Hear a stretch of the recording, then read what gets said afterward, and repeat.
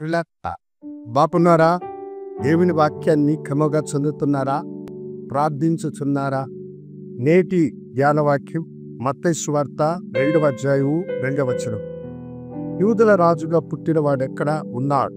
తూర్పు దిక్కున మేమాయన నక్షత్రము చూచి ఆయనను పూజింపవచ్చి చెప్పిరి. ప్రభువైనటువంటి యేసు పుట్టుకే ఒక ఆశ్చర్యం, అద్భుతమని మనం ఇంతకు ముందు కూడా దేవుని వాక్యములు ధ్యానించిన. యేసు పుట్టినప్పుడు ఒక వింతైన సంభవం జరిగింది.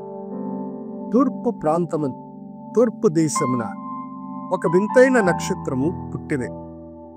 ఆ వింతైన నక్షత్రమును చూసిన తూర్పు దేశపు ఖగోళ శాస్త్రజ్ఞులు జ్ఞానులైనటువంటి వారు ఆ నక్షత్రమును చూసి, ఈ నక్షత్రము ఇలా వెలిసిందంటే ప్రపంచంలో ఎవరో ఒక మహానుభావుడు పుట్టినాడని వారు అనుకొని ఆ నక్షత్రము తమకు త్రోవ చూపుతూ ఉండగా ఆ నక్షత్రమును వెంబడించి వారు యెరూషలేములో ప్రవేశించినారు.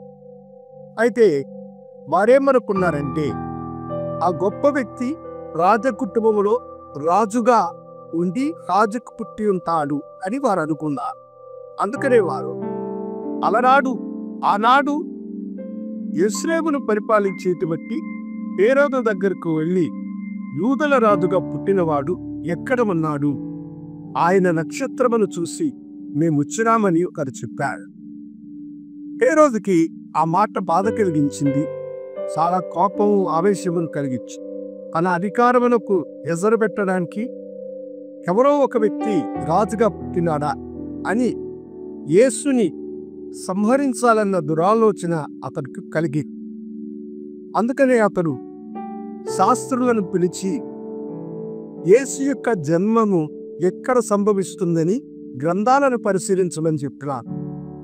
మీకా గ్రంథకర్త తన 5వ అధ్యాయము 2వ వచనంలో, యూదా ఎఫ్రాతా, నీవు యూదా బెత్లెహేములో అల్పమైన దానివైనా నీలో నుండి ఏలేటువంటి వాడొకడు పుడతాడని చెప్పిన మాట వారు చదివి వినిపించగా ఆయన బెత్లెహేములో పుడతాడని అనుకున్నా.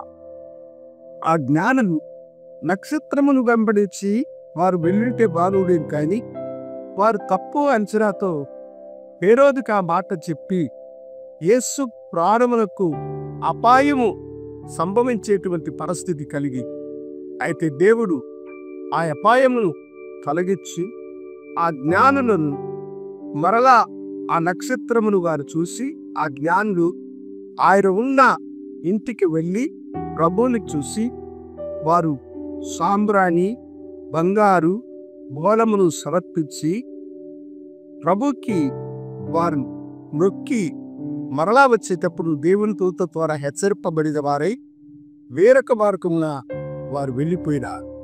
ప్రియమైనటువంటి దేవుని బిడ్డ, నక్షత్రము యేసు ఉన్న చోటు చూపి నీవు నేను ఈ లోకములో జీవజ్యోతుల వలె ప్రకాశించాలని దేవుని యొక్క ఇష్టం. మనం కూడా నక్షత్రం వలె మారుమనసు రక్షణ లేనటువంటి వారిని యేసు దగ్గరికి నడిపించుగా దేవుని దీవెనలకు పాత్రముగా మారుదా. దేవుని మిమ్మలను దీవించుగాక. గనుక ఈ బిడ్డలను దీవించి ఆశీర్వదించును యేసు నామమున వేడుకొనుచున్నాం. ఆమె శుభోదయం. ప్రభువు మిమ్మల్ని దీవించుగాక. ఆమె.